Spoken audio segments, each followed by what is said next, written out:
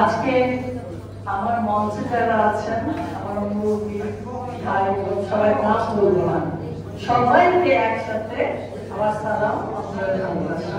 এবং যারা আমার সামনে আছেন, মঞ্চে আছেন, জিসাসের পক্ষ থেকে জেলা থেকে এসেছেন আপনারা বহু কষ্ট করে, তাদেরকে আমার অন্তরের অন্তঃস্থল থেকে ভালোবাসার শুভেচ্ছা। এসেছিলাম দুপুরে, হয়ে গেল বিকেল, একবার তো খেয়েছি আর একবার খাবো, এখন বক্তৃতা দেওয়ার পরে সব হজম হয়ে যাবে।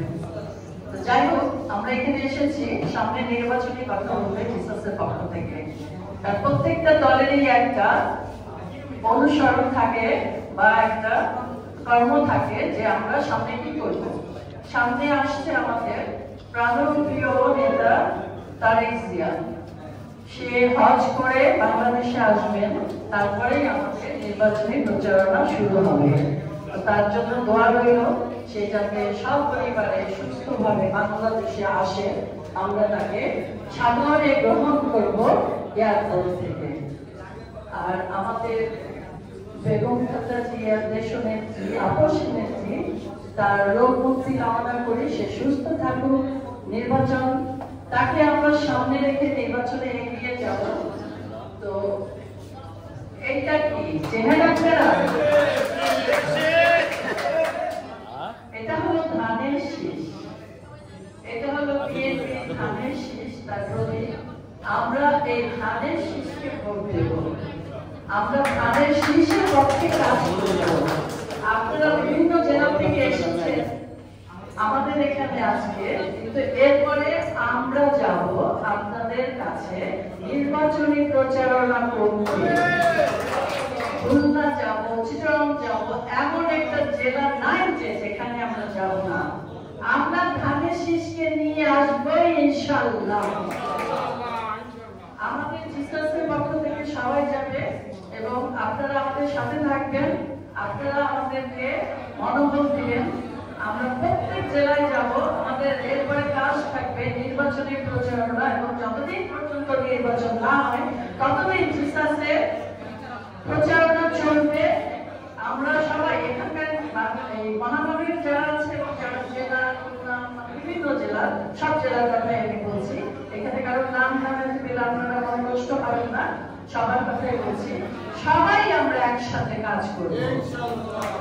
আমরা সামনে দেখতে চাই বিএনপি আসবে, ধানের শীষ আসবে।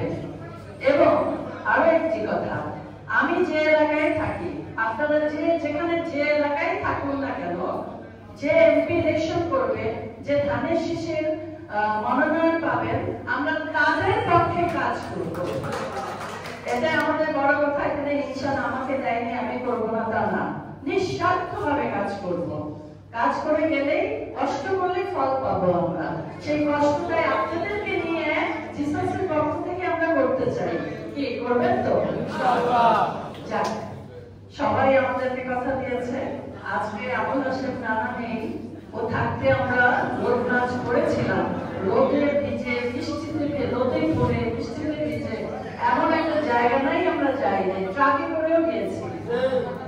হ্যাঁ, তো তো এখন সামনে আবার আমরা রানা নাই তো কি হয়েছে, রানার শক্তি আছে, রানার সহকর্মী আছে, আমরা আছি। ৩১ বছর ছিলাম, আর সামনে ৪ মাস থাকতে পারবো না বিএনপিকে সামনে আনতে, ধানের শীষকে সামনে আনতে অবশ্যই পারবো।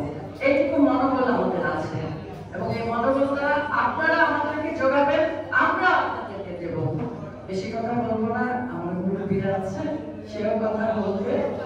এখানে অনেকেই আছে, আমি শুধু ভুল বলে থাকি, আমার সঙ্গে চোখে দেখবে, সবাই দোয়া করবেন। আরো ভাই আছে, আরো ভাইকে ধন্যবাদ। তবে আমার ভাইকে আমি মিস করে গেছে, উনি শুধু আর্থিক সংকটে পড়েনি, ওই অনুষ্ঠানে আমারও যাওয়ার কথা ছিল, আমিও তো